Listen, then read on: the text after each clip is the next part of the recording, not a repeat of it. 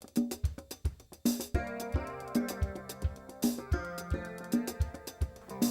it's time for a MHTV Live tradition, our first of the season. It's time for the Live Challenge.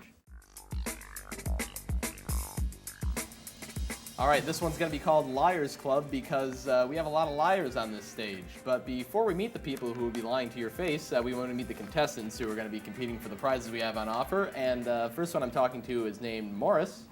Morris, how are you? I'm good. How about yourself? Oh, I'm just hot. It's warm under the lights. I'm not. All right, fine. Take two. How are you? I'm good. Okay. Where are you from? Southfield, Michigan. And where? All right. Where's that? Near the bottom. Right about there? Yeah. Okay, I'm from right about there, so okay, we're somewhat near each other. Welcome to the show, and good luck to you. Priscilla, hi. Hi. Welcome to the show. What can you tell us about yourself? Well, I'm outgoing and I'm social. Okay. And you want to give people your number? I'm good. By the way, my voice cracks when I say number, I guess. All right. Well, welcome to the show in any case. We talked earlier about what you're studying. Mm-hmm. What are you studying? Physician's assistant. Okay. Great. I'm just studying broadcast. Good luck to you on the game. Here's how the game will work. Each of you are going to try to predict what these people say and if they're lying to you or not. And the people we have are some MHTV Live cast members. And next to me, of course, you recognize Sarah Jane. She's the campus update reporter. Hi, Sarah. Hi, Jason. Okay, thought we reintroduced you. But next to her is one of our feature reporters you haven't met yet. He's Mike MacArthur. And last year, he was sort of like our unofficial extreme sports guy. Yes, I was. A little snowboarding and rock climbing, all in a day's work. That's what I do best.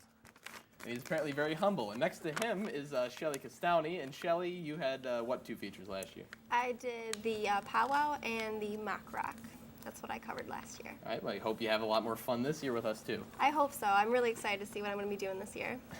Sarah, why'd you give me that grin? It's very... All right. In any event, that's the people who will be lying and stuff, and we are going to now start the game. I'm going to ask a question, and only one of them will have the actual answer. All right? It'll be up to you to put the name in front of you of the person who's telling the truth. Okay? You have 100 points to start, and every time you're right, you earn 50 points. How simple. We have two questions to start our game, and the first question is as such. What is a Luther burger? All right, think about that. What is a Luther burger? And I believe Sarah has a thing in mind as to what a Luther burger is. That is so easy. A Luther burger is actually named after Martin Luther. Not Martin Luther King, the guy way back when, Martin Luther. And it's a burger with eggs, lettuce, tomato, and mayonnaise. Okay, and he was just so popular time for all. You're talking about the religious guy, the Yes. 95 Theses Yes, guy. Martin Luther, yes. Yeah, okay. I remember my history a little bit. Okay, that's one story on what a Luther burger is. What does Mike say a Luther burger is? Well, Luther Burger is not named after anybody famous. It's just it's deep fried hot dogs placed on top of a hamburger. And yes, we do add eggs on top of that burger. So it's like a corn dog. With eggs. With eggs. With eggs. Make sure you had the eggs. Without the eggs, it's not a Luther Burger. There is a popular chain named after a bird that happens to have a burger with an egg on it. So I don't know what's so wrong about that. It's certainly plausible. That's another story on what the Luther burger is. But now I believe Shelly has her take on the whole Luther burger thing. Yes, the Luther burger is a bacon cheeseburger, and the bun is made out of glazed Krispy Kreme donuts. Ew. Very delicious. That sounds like death, but that sounds also very good. Fattening, but Okay. delicious. So you've heard three stories about what this was. Sarah Jane said it was a thing with eggs named after Martin Luther, the religious guy. Mike said it was named after no one in particular and famous. It was a deep-fried hot dog sort of concoction. And Shelly said it was a Krispy Kreme donut sandwiched over a bacon cheeseburger. So one of these has to be true, believe it or not. So put in front of you the name of the person you believe is telling the truth, and if you're right, you'll earn 50 points in our quest for the big prize. All right. Okay, Morris went for Mike. Now, what did you like about Mike's answer? It just sounded like it made more sense. Would you eat a Luther burger if that's what it was? Yes. Yes? No. Okay.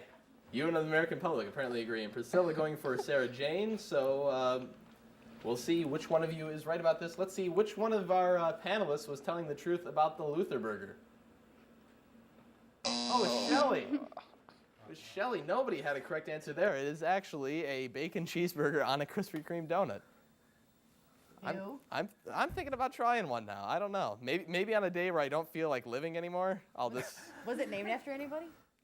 Does it say on your paper? Yes, Luther Vandross. Vandross. The singer. I don't know why you would. Nothing about that says Luther Vandross to me. But all right, let's take down those names and play our second question. It's 100 Anyway. all. All right. Here's the second question. Now this involves a old invention. All right. I'm going to tell you that it dates from the 1880s. All right. And the people at home are going to see it eventually, and you have to figure out what it does. All right. Each of our panelists has an idea about that. Now, Sarah, what do you think this particular invention does? It's from the 1880s. This invention actually is for like with belts, and it was originally invented to help put the straps on horses because women, you know, their nails, they had nice and like pretty nails, and they weren't supposed to like get their nails all dirty, so they would use it to pull the leather to tighten under the horse. All right. It's a horseshoe putter-oner. Mike. I have no idea what she's talking about. What it actually is women will put the little belt around their waist, and they would tie the little, or put the tongs on their shirt, and when they pull their shirt up, it'll actually pull their skirt up, so their skirt would not be dragged in the mud or through puddles. Okay, so this isn't a shirt puller upper; it's a skirt puller upper. A skirt puller upper. I want to make sure we got it right. Okay. And Shelly, what do you think this invention does? It actually is the first invention of the stethoscope, where doctors listen to the hearts. Okay. But it actually did not work. But it was. So this is an early prototype for the stethoscope. Mm-hmm. Okay. Yes. 3 very different stories on this one. All right. You have to figure out which one is telling the truth. Put those names in front of you. So Shelly said it was an early stethoscope. Mike said it's a skirt puller. And Sarah Jane went for horseshoe putter-oner, not puller-oner. Okay, let's see. We have Shelly and Mike as guesses. Why did you believe Mike, Priscilla? Because I don't think the stethoscope thing was right, Okay. and the horse thing, I don't think women were going to be doing that stuff anyways, so. She's not a very forward thinker. You know, fine, all right, Back fine. My opinion then, does not back- exist anymore. I just say she's like setting back the whole thing. It's like, I Well, don't. yeah, but I did say back then, meaning like Okay. back in like the 20s when women didn't even use. You're entitled to your opinion anyway, all right? Don't let me influence you, all right? Maura said Shelly, and we're going for another 50 points here. Let's try to figure out who is telling us what the invention did. Hey, Mike was. It was a skirt puller. So you got 50 points for that, and the score right now is 150 to 100.